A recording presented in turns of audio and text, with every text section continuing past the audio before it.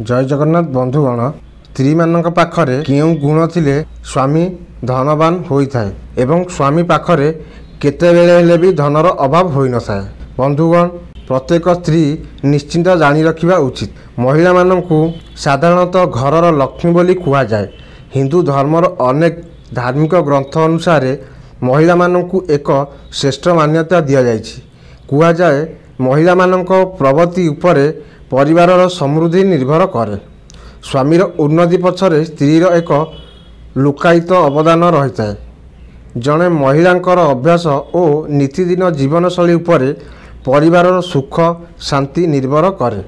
एपरिकी बलराम दासंक द्वारा लिखित लक्ष्मी पुराण रे मध्य वर्णना करा जाय। तेबे आसंतु जानिबा महिला मानंकर एभली किछि अभ्यास विषय रे जहाँ तांको स्वामी को धनवान करिथाय। ता पूर्व आपण माननकु गोटे रिक्वेस्ट, जदि आपण माने मो चैनल ले नुआ ताहले चैनल को सब्सक्राइब करी बेल आइकन को दबाई दियंतु, जहाँ द्वारा एमिति नुआ नुआ वीडियो सर्वप्रथमे आपण माने देखिया पई पाई पारि।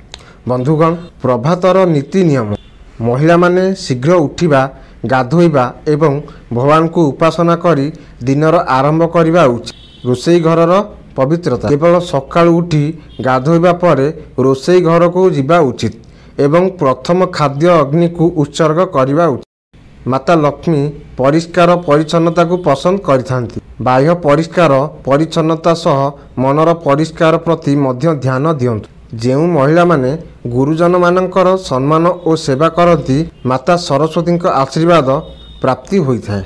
एही सबु काम जेउ नाई करे ता स्वामी पाखरे केबे हेले धनर अभाव होई न थाए। माता लक्ष्मीकर कृपा तांको घर उपरे सर्वदा रहिथाय। बंधुगण वीडियोटी जदि आपण मानकु भल लागितबो प्लीज चैनल को सब्सक्राइब करी वीडियो गोटे लाइक करदेवे, जहाँ द्वारा एमती नुआ नुआ वीडियो आपण माने सर्वप्रथमे देखि परिबे। पुणी गोटे नुआ वीडियो रे देखा हबा। जय जगन्नाथ।